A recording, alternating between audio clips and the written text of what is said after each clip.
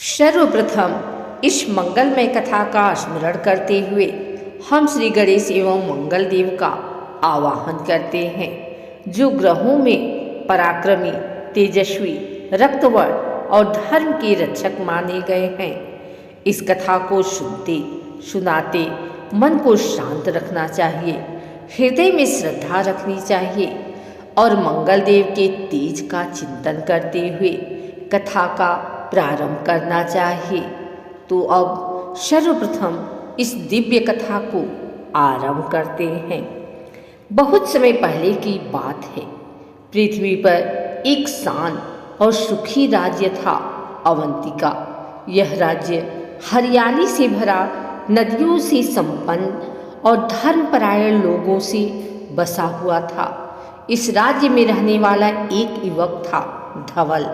धवल अपनी सच्चाई, मेहनत और सरलता के लिए पूरी नगर में प्रसिद्ध था।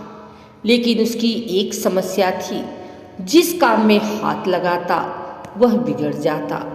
किसी व्यापार में कदम रखता तो घाटा, किसी नए कार्य का संकल्प करता तो अचानक बाधा, कभी बीमारी, कभी धन हानि, कभी ऐसा कि लोग बिना कारण उसके प्रति क्रोधित हो जाते। लोग कहते थे, धवल पर मंगल की दृष्टि असंतुष्ट है, उसके ग्रह अनुकूल नहीं है। पर धवल इन सब के बावजूद अपने पवित्र कर और सच्ची स्वभाव से कभी पीछे नहीं हटा। धवल की माता देवकी अत्यंत धार्मिक और ज्योतिष की ज्ञाता थी।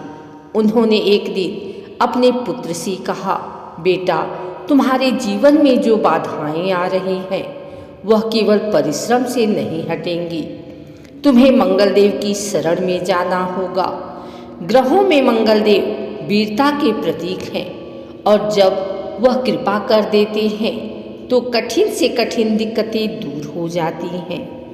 धवल ने नमन करते हुए कहा, माँ, मैं तैयार हूँ, बस मुझे मार्ग दिखाइए।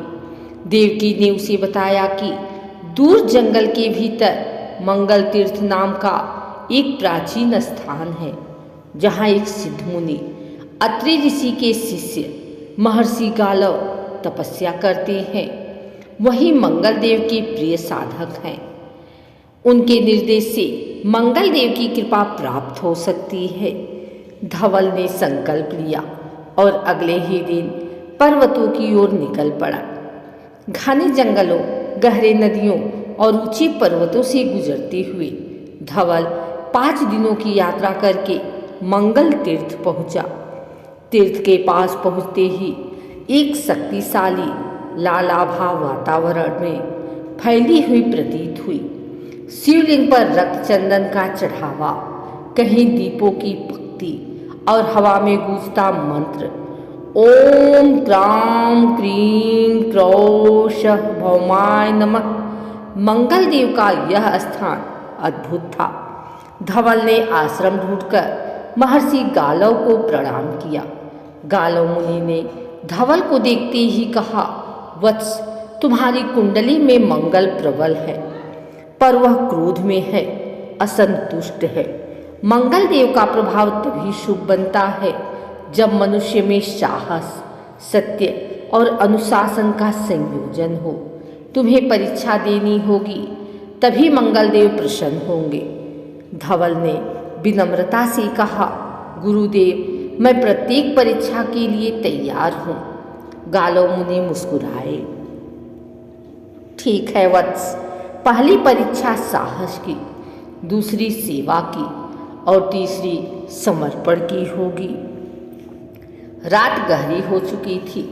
मंगल तीर्थ के आसपास वन में भयावह गर्जना सुनाई देती थी।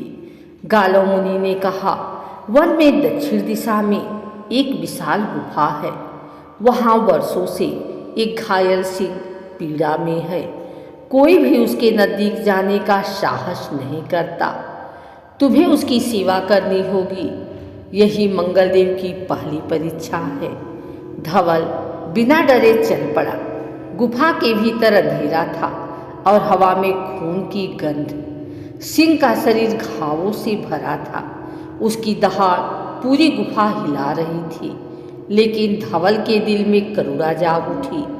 वह धीरे धीरे आगे बढ़ा, घावों पर औषधि लगाई और भय के बावजूद सिंह के पास सारी रात बैठकर उसकी सेवा करता रहा। सुबह होते ही सिंह शांत हो गया, उसकी आंखों में कृतज्ञता थी। उसी समय आकाश में एक लाल प्रकाश चमका और एक तेजस्वी स्वर गूंजा, साहस परीक्षा उत्तीर्ण। अगले दिन गालव मुनि ने कहा, वत्स, आज की परीक्षा सेवा की है।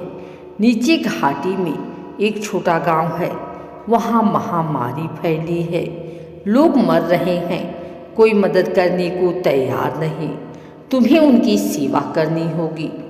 धवल तुरंत चल पड़ा। गांव में पहुंचते ही उसे भय, निराशा और रोने चीखने की आवाज़ें मिली, पर वह रुका नहीं। उसने बीमारों की सेवा की, औषधियाँ बनाई, बच्चों को पानी पिलाया, कमजोरों को सहारा दिया। 3 दिन वह वहाँ रहा। खुद बीमार होने के डर के बावजूद गांव धीरे धीरे स्वस्थ होने लगा। वापस लौटते समय आकाश फिर लाल प्रकाश से भर उठा। सेवा परीक्षा उत्तीर्ण। तीसरी परीक्षा सबसे कठिन थी। गालव मुनि ने कहा, वत्स, अब तुम्हें बिना किसी स्वार्थ, बिना किसी प्राप्ति की इच्छा के संपूर्ण समर्पण और आस्था दिखानी होगी। आज रात्रि तुम मंगल तीर्थ पर 108 दीपक जलाकर मंगल स्तोत्र का पाठ करोगे। तुम्हें अड़िग रहना होगा, क्योंकि यह रात्रि भयानक होगी। मंगल देव स्वयं तुम्हारी परीक्षा लेने आएंगे। रात छाई, वन में गर्जन, हवा की चीखती आवाजें और दीपक बार बार बुझाने की कोशिश करती तेज हवाएं। लेकिन धवल अड़िग था। एक एक दीप को फिर से जलाता, मंत्र पढ़ता और मंगल देव का स्मरण करता रहा। रात के अंतिम पहर एक महाशक्ति सामने प्रकट हुई। रक्तवर्ण, 4 भुजाएं, तेजस्वी मुख, हाथ में त्रिशूल, शक्ति, गदा और वरद मुद्रा। वे स्वयं मंगल देव थे। मंगल देव ने गूंजती आवाज में कहा, वत्स धवल, तुमने साहस, सेवा और समर्पण तीनों परीक्षाएं उत्तीर्ण कर ली। अब तुम्हारी समस्त बाधाएं दूर होगी।